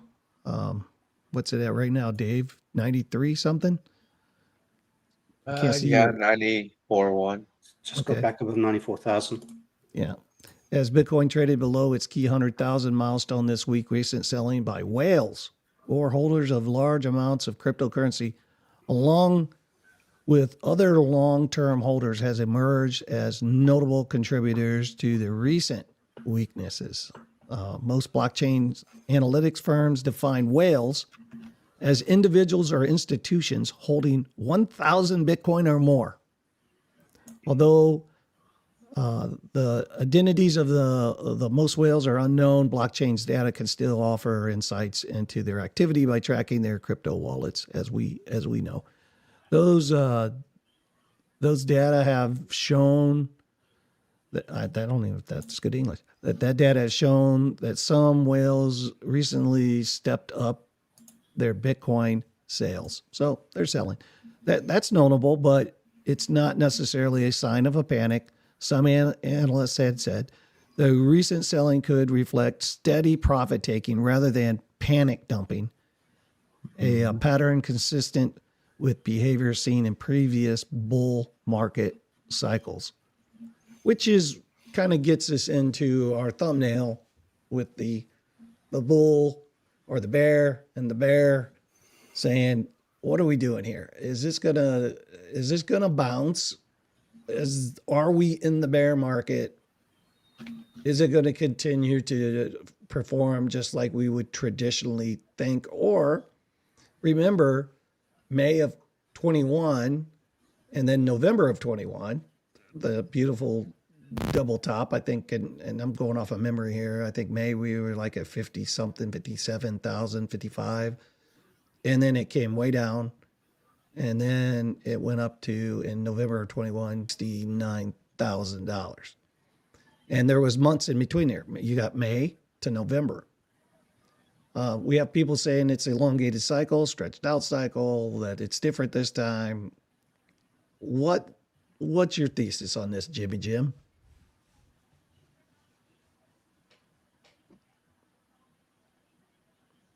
Well, I mean, I think, with all the stories that have been covered today, I mean, if you look at kind of what the market has done since the government shut down, whales taking profits, stuffing that into gold, waiting to see how everything, really shakes out here. I mean, it all kind of adds up, I mean, do I think there's a chance of a rebound from here? I mean, sure. I mean, we've done it in the past.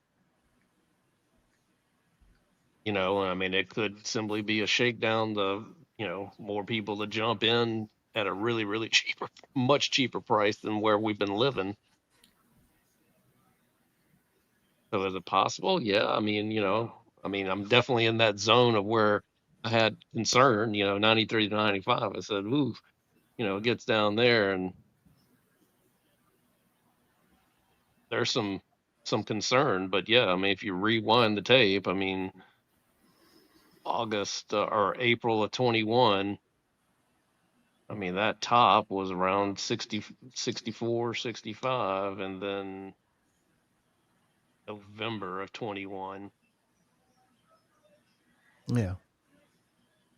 70, on 5 or whatever it was. 69 something, yeah. Almost 70. Yeah, So is yeah, that I where we're mean, at? I don't know. exactly. That's I'm starting to feel more based on the information and the data. I'm starting to actually well, let me back up and say it like this. Like historical data would tell me this is just doing what it always does. The cycle's not broken. We're seeing that it's not broken. It's doing what we all thought it would do with Bitcoin. Okay. But there's another piece of me with all this new money, all this new liquidity, all these new products, and we're going to get into a story in a minute about just the volume of ETFs, the change in the rules with the SEC to allow them to become approved a lot faster. You got trillions of dollars on the sidelines of institutional grade money in businesses that are waking up and saying, we're not in this crypto market. And so there's a piece of me that is thinking, like, that whole 10-10 thing, and maybe DDT, maybe you have some more information on this, but to me, when that all happened, that definitely felt like manipulation. It didn't feel like organic, natural. And it felt like, this whole idea with BNB, Binance, and how everything has to roll through there and Coinbase. And there's just a lot of levers behind the scenes that we don't all understand exactly the movement of shorts, puts and calls. They're just it almost feels like I'm to a position now where I'm starting to believe, just personally, not financial advice, I'm starting to believe that we may just have a nice bounce. Now, I wasn't thinking of that a week ago or 2 weeks ago, but I'm thinking we're following the cycle. I've been saying that. I've been saying we'll know when it's broke, guys. When it's broke, we'll know it's broke. But until then, I'm a believer in the cycle. I've been saying that for years now. So I'm just now getting to a point myself where I'm thinking, I don't know. This seems awful fast. The 10-10 occurred. It seems like awful fast. It seems orchestrated more than what I would call natural. And I'm starting to change my thesis a little bit. Now, I haven't made moves because I don't sell my Bitcoin, so I keep my Bitcoin. But I haven't really made other moves that would say you take a thesis and you make your bets on that. I haven't done that yet, but I'm starting to think that way. Anyways, what's your thoughts on that, DDT? Yeah. So for those who don't know, basically what happened on 1010 was Binance kind of somehow manages all the centralized price oracles or kind of price data feeds to a lot of the other exchanges and even to some of the other dexes. So basically when that went down, that caused an issue because stop losses or whatever it is, orders couldn't hit because the data was down, right? So that obviously caused unnecessary volatility. We could call it kind of, maybe it was staged, maybe it wasn't, we don't know.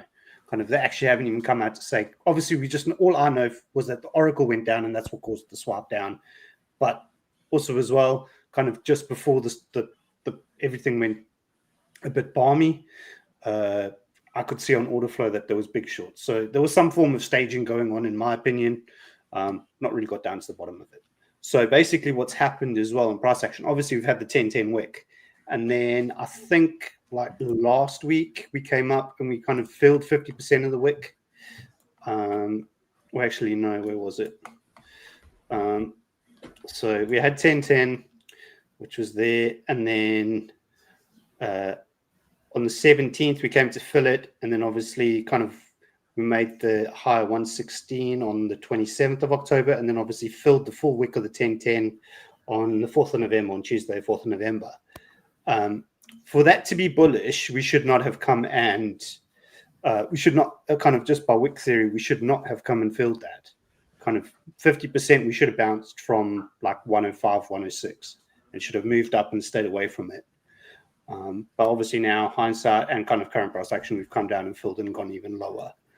But what that 1010 wick did, obviously, was kind of flush the order books, kind of take out, like wipe out a lot of people, right? It was 125 billion just kind of on the retail side. We obviously still don't even know the ramifications of kind of the market makers and liquidity providers that got taken out as well.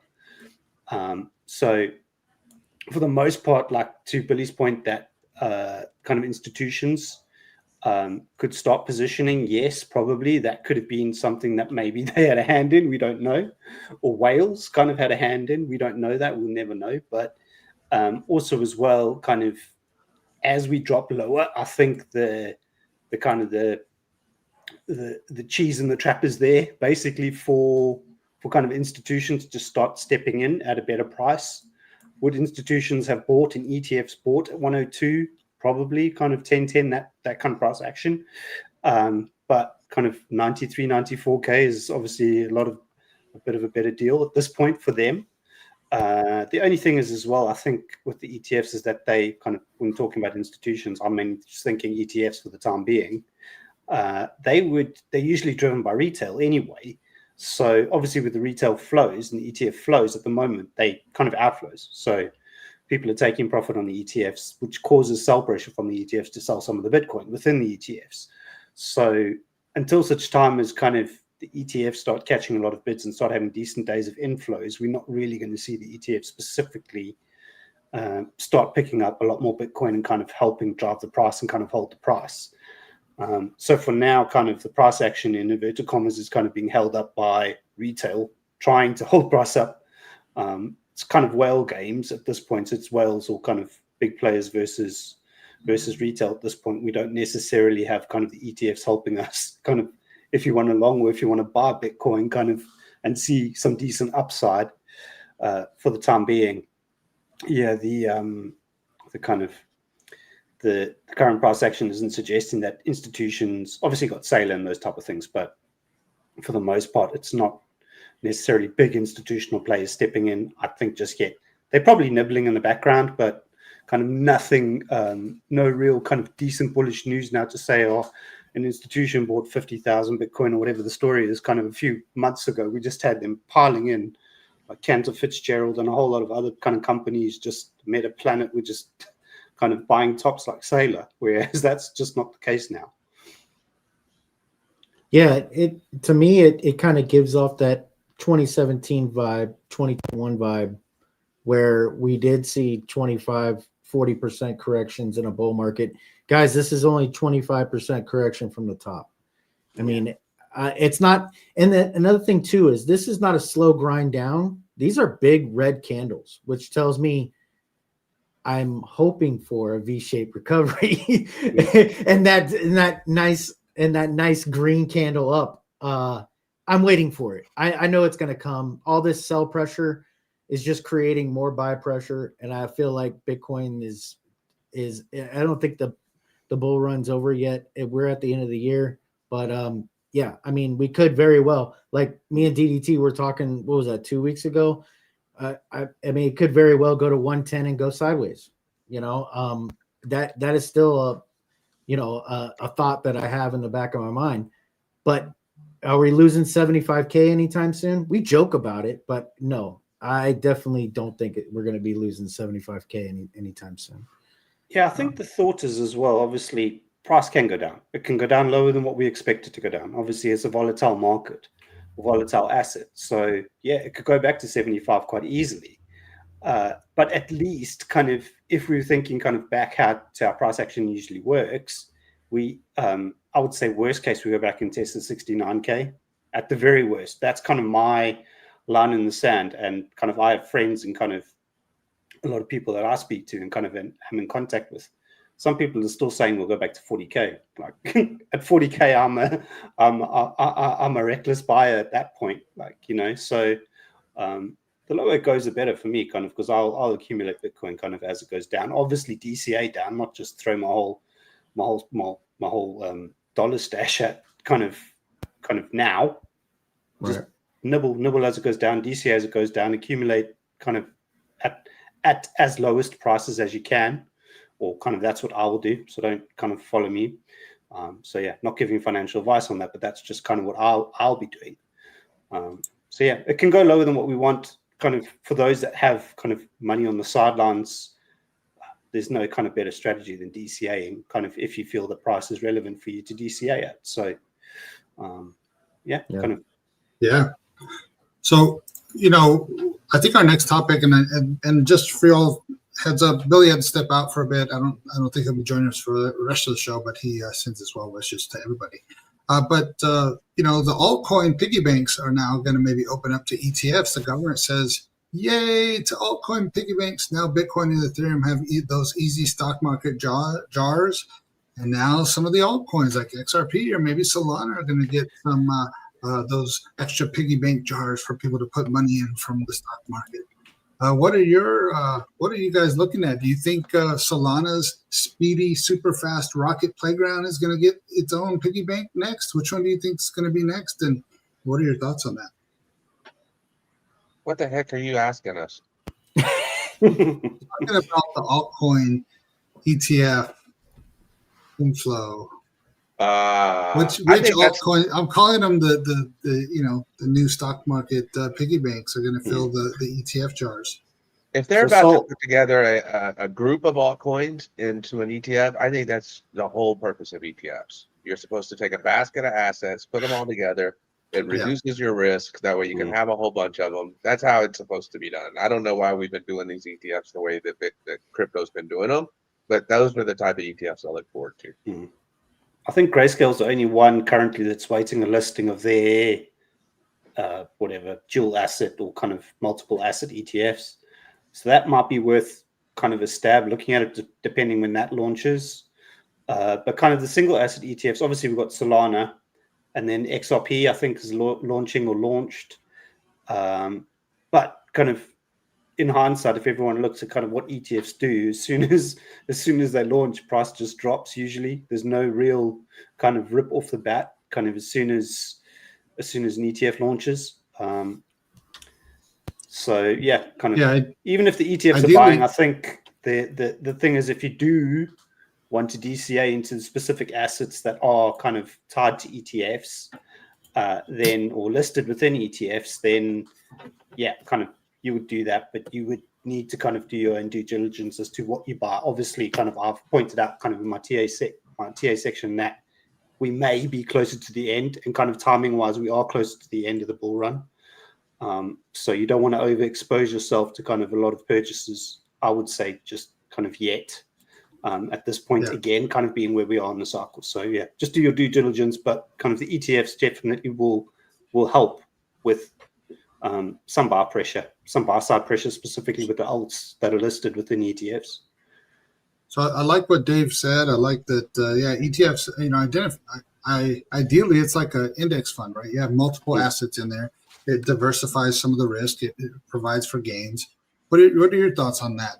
ETH Maxi over here. ETH Maxi Jimbo Fett.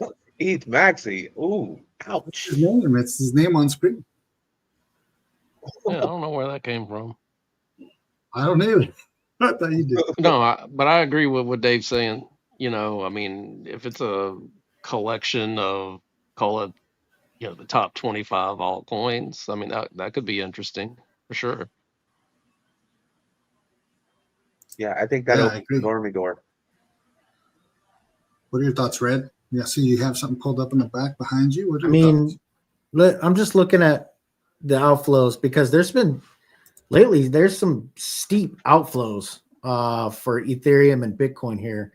7-day net outflow is 195 million. 1 day net inflow is 22.1 million. So that's a big. There's a big gap there. Also, and Ethereum's ETF. I mean, you're looking at 330 million coming out and only 14 million coming in. So this doesn't look very bullish right now. Yeah, look at how steep the volume is on the outflows here. Massive money coming out and it started July 30th. It looks like it started for Ethereum July 30th. It started for Bitcoin August 1st. Yeah. So right in the same time frame. Yeah, so that's the big thing. Which is right around where we think the bear market started. Yeah, so I think it was Sin City that was saying, who's selling all this Bitcoin right now?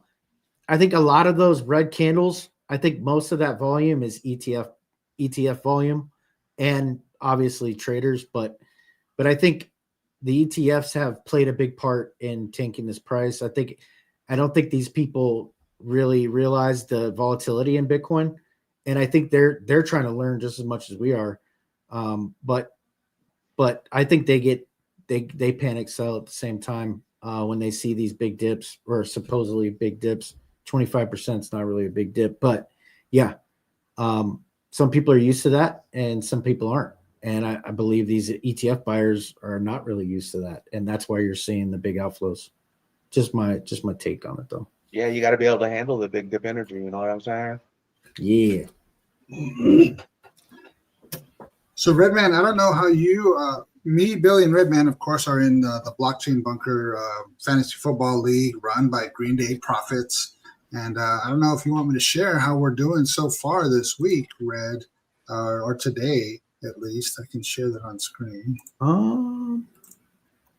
Yeah, I just pulled ahead of Billy, 149 to 131.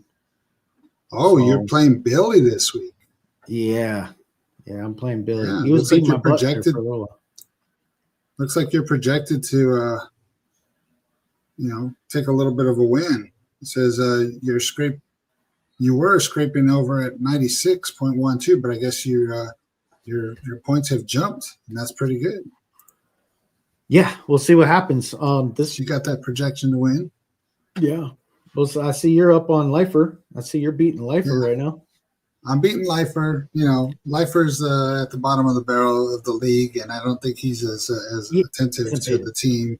He has one player that was out, so he had a goose egg on that one player. So, so fortunately, my lower scoring players aren't affected. And it looks like I've got that win in the bag, which I'll take because I've had a couple losses in a row. And then in Green Day Profits and Take a Step Back, they're fighting for those spots. I mean, I think it's the top 8, right, that go into the playoffs, or maybe the top 10. I think it's the top 8. So, our league is highly, 50-50 and below as far as most of the league, as far as its rankings and win-loss. So every win is going to help the last couple weeks. So good luck, Green Day Profits. I'm going to, hopefully you'll be able to pull out that win for yourself. And then Farmer has lost 2 in the last few weeks, although he's projected to win against Steve-O today. And then, like you said, you and Cryptobilly are battling it out. We'll see how that comes to the end. French Toaster, I'm hoping that you can pull out a win. French Toaster, nothing against Tradefly. I love you, Tradefly, but, French Toaster is my favorite kind of toast. I'm sure it's your favorite kind of toast. Plus, he's in the audience. You got to cheer for the guy who's in the audience. And then Victoria's Secret, which is Kelly Kellum, looks like he might have another win. He's pulled out a few wins in the last few weeks. He's tied with me so far, so I gotta make sure I have an edge out on Kelly Kellum there. It looks like him and LBC. It's still not decided yet. It's pretty close too. So, and Jimmy Jim, I don't know if we want to go into.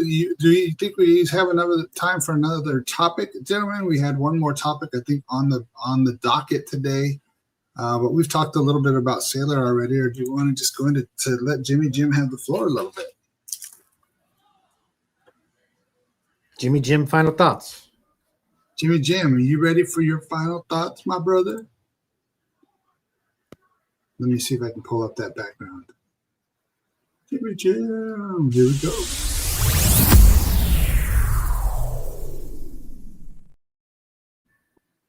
All right, Jimmy Jim, the floor is yours. Your mic's on. I'll need it or nothing. Yeah, I mean, it was a pretty quiet week in the card world. I mean, we only went one day this week. We went Thursday, but it was actually a really, really good night. We had some good breaks. Uh, and then we picked up, we actually took a picture and sent it in to Panini. We pulled this, let's see if I can grab this thing. We pulled this thing. Squirrel Shine Bob's trying to figure out if a panini is something he can eat right now, I think. That's just the branded cards. Jack Betch. Huh? Oh, Okay. wow. It's an auto. It's a nice what's Raiders card interesting- right there. Note the guy's name. Note the guy's team.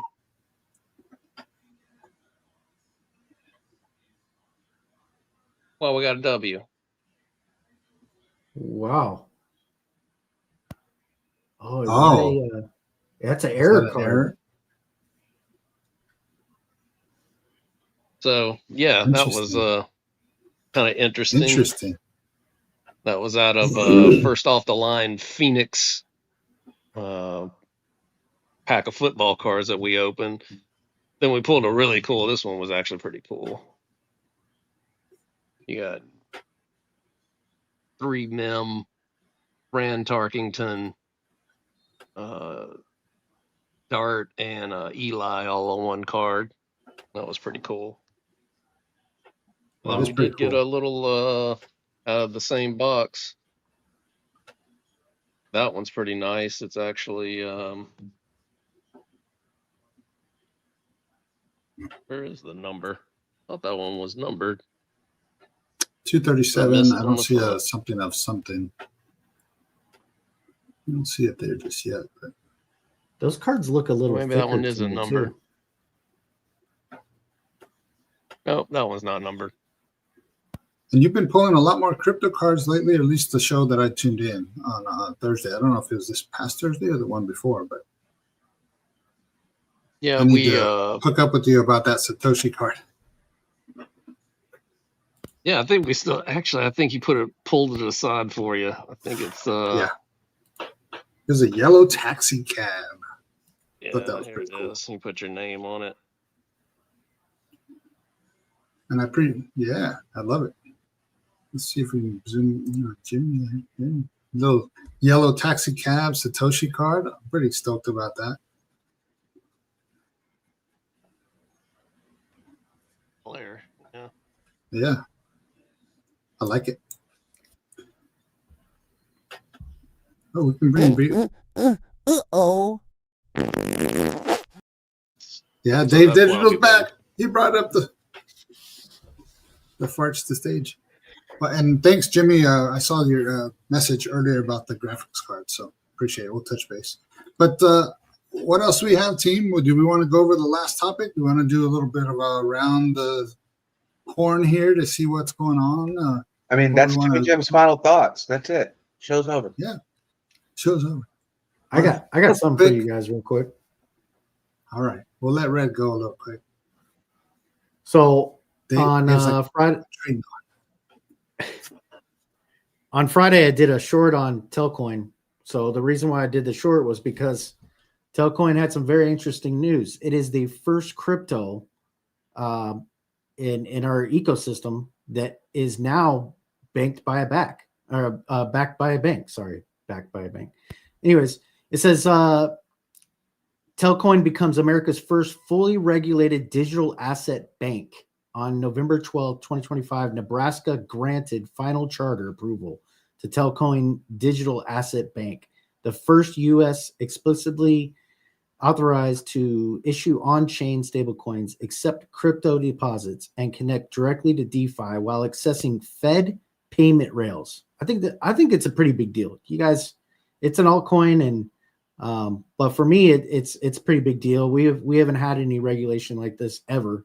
So this is the first. They're a first mover in the ecosystem, and their price skyrocketed 130%. Hours on the news.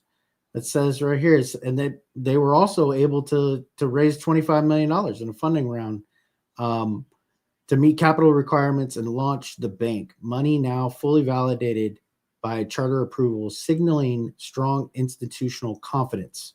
This charter, enabled by Nebraska's 2021 Financial Innovation Act, which Telcoin helped draft, lets community banks nationwide plug into blockchain services, potentially disrupting the $200 billion plus stablecoin market and accelerating mainstream crypto adoption. I thought that was humongous, but yeah, so I put out a short on it. You guys can look on the Billy Goat Tales, the shorts in there, and go ahead and check that out. Give it a like if you like it. If you don't like it, let us know. Oh, yeah, Hey friends, quick invite. Come hang with us all week. Hashtag Givers Gain Style. Saturday morning, Simple Terms on YouTube, 9 a.m. Eastern, 8 Central. Start smart, keep it simple. Sunday evening, Billy Goat Tales live stream on YouTube, 5 p.m. Eastern, 4 Central. Bring your questions. Tuesday night, BGT Space on X, 8 p.m. Eastern, 7 Central. Jump in and speak. Perks this week. Patreon code 17722 gets you 90% off your first month, and the family tier has 3 months free via the redeem link. Saturday morning, Sunday evening, Tuesday night, come hang with us across YouTube and X. Bring a friend, bring your questions, and let us practice hashtag Givers Gain. Well, that's an excellent wrap up, Dave. I'm glad you did that. I was going to start talking through those things, but of course, you got us some awesome digital assets. Well, thank you all for joining us here on Billy Goat Tales from Cryptobilly and the team, Jimbo. And thank you, DDT, for joining us yet again. A wonderful TA. We appreciate you. All right, fam. Adios. We'll see you next time. See you Tuesday.